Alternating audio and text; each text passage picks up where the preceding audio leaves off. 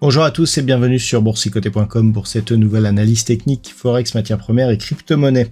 Avant toute chose, je voulais, avant de commencer cette analyse, vous demander votre avis. Donc vous pourrez laisser les commentaires sous cette vidéo si vous pensez que l'on doit faire évoluer les actifs donc analysés dans cette analyse Forex. Je pensais par exemple à remplacer le GBP USD par une crypto-monnaie, notamment par rapport à l'Ethereum. Voilà, ou si vous avez d'autres idées, n'hésitez pas à les proposer donc en commentaire de cette vidéo, et si une tendance se dégage, eh bien j'étudierai la possibilité de faire évoluer cette analyse. Donc pour l'instant, on commence avec la paire de devises euro-dollar, une paire de devises qui a été un petit peu volatile aujourd'hui. On est venu tester ici cette zone des 1,1615, mais il semblerait que l'on rebondisse sur cette zone actuellement. Donc globalement, on vient ici tester le support, mais celui-ci semble pour l'instant agir. Malgré tout, d'un point de vue court terme, on passe ici sous la moyenne mobile 20 exponentielle, donc on est un petit peu dans un nœud ici, où il y a beaucoup de zones, y compris la zone des 1,1615, eh bien, qui se croisent. Il faudrait repasser durablement au-dessus de cette zone ici des 1,17 pour reprendre un biais haussier, pour conserver ici une probabilité de retourner ici sur cette zone des 1,1760, voire sur cette zone de point haut ici proche des 1,1820.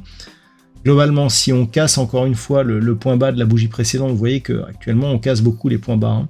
Eh bien, si on casse donc cette zone des 1,1560, pardon, eh bien on évoluera vers la bande de Bollinger inférieure qui nous donnera un signal baissier. Donc pour l'instant, on est plus en phase de neutralisation. Pour passer en dynamique baissière, il faudrait casser le dernier point bas de la dynamique haussière, à savoir ici cette zone de point bas qui se situe à 1,1446. Donc globalement, c'est neutre actuellement. On surveillera ce qui se passe autour des 1,1480 qui est la zone horizontale proche ici de cette zone de retournement. Et donc, d'un point de vue global, ça se neutralise actuellement sur la paire de devises euro-dollar. Sur la paire de devises livre sterling contre dollar américain, on rebondit quasiment sur la même zone ici que cette zone d'attaque que nous avions eue au milieu du mois de juin. On sait que la zone des 1,3420, c'est une zone qui est critique. Elle avait marqué ici ce retournement majeur que nous avions eu au mois de septembre de l'année dernière. Donc globalement, cette zone, elle est testée à de multiples reprises. Bon, on peut dire qu'il y a une phase de neutralisation après la dynamique haussière que nous avions ici, qui nous avait amené à un nouveau plus haut qui n'avait plus été vu depuis plus de 3 ans. On conserve un biais plutôt haussier d'un point de vue moyen terme, mais d'un point de vue court terme, le fait que l'on vienne attaquer ici la bande de Bollinger inférieure est en train de commencer à nous envoyer des signaux baissiers, d'autant plus que l'on attaque ici la zone des 1,3080.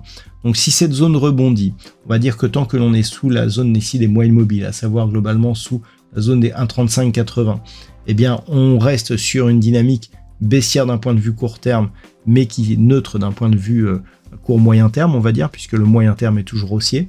Par contre, sur rupture ici de cette zone, on aurait des signaux de retournement un petit peu sur toutes les unités de temps. Et par contre, si on retrouve ici des cours au-delà des 1,3630, eh bien, on confirmera l'éventualité d'une possible poursuite du mouvement haussier. Donc pour l'instant, on est un petit peu entre deux eaux. On surveille ce qui se passe autour des 1,3080, éventuellement en cas de remontée autour des 1,3580. Sur rupture ici de cette zone des 1,3080, si par exemple on continue ici à descendre sous cette zone des 1,3370, eh bien clairement on aurait des signaux baissiers qui se multiplieraient et qui pourraient avoir un impact pour la suite.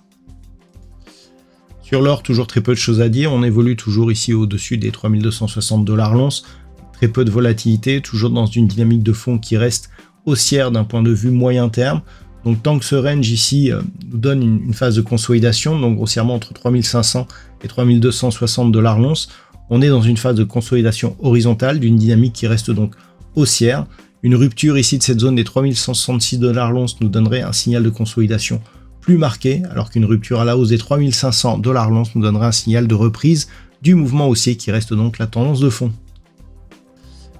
Sur le brut léger américain, nous sommes toujours ici sur une phase de neutralisation. Nous avons donc une accélération haussière suivie d'une phase donc de reprise et d'une phase de stabilisation autour des moyennes mobiles. Grossièrement, ça ne reprend pas à la hausse, mais ça ne part pas à la baisse non plus. Donc, tant que l'on est ici entre 64,15 et 68,30, c'est une zone d'équilibre. Sous 64,15, eh bien, on reviendrait dans une zone d'équilibre ici, assez probable entre 56,40 et 62 $ le baril.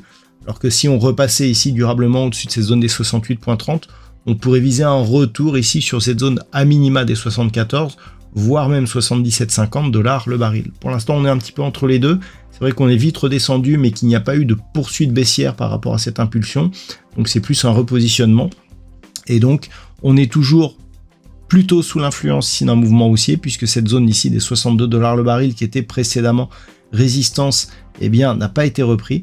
Donc globalement, on est ici sur une phase de neutralisation, mais d'une dynamique qui reste avec une légère priorité haussière. Et enfin, on termine avec le Bitcoin, donc la crypto-monnaie qui connaît un retour en grâce depuis quelques temps. Donc on avait eu ici un nouveau record, on a cassé la zone d'objectif des 120 000 $ pour un Bitcoin, zone qui était liée à une extension de Fibonacci, on la voit ici, je l'ai arrondi à 120 000. On voit que cette zone a vraiment fait son effet, on a eu un petit mouvement de consolidation, puis on revient ici sur cette zone. Donc globalement, si on la casse en absence de retour ici sur les 112 000, eh bien on reprend globalement une dynamique haussière. Je vous rappelle qu'on avait tracé la deuxième extension de Fibonacci qui se trouve ici à 133 455. La deuxième extension est rarement atteinte d'une manière directe. Si c'était le cas, on aurait une dynamique potentiellement forte. Pour l'instant, rien ne prédispose cette crypto-monnaie à évoluer en direction de cette zone, mais c'est tout à fait possible. Niveau d'invalidation de cette poursuite haussière se fait sous 112 000 $ pour un Bitcoin. On a ici une forte attaque sur la bande de Bollinger supérieure, on est bien au-dessus des moyennes mobiles. Donc pour l'instant c'est haussier, on attend de voir si la rupture haussière des 120 000 se confirme, auquel cas on pourrait effectivement viser la deuxième extension de Fibonacci. Et pour l'instant c'est encore trop tôt pour le dire.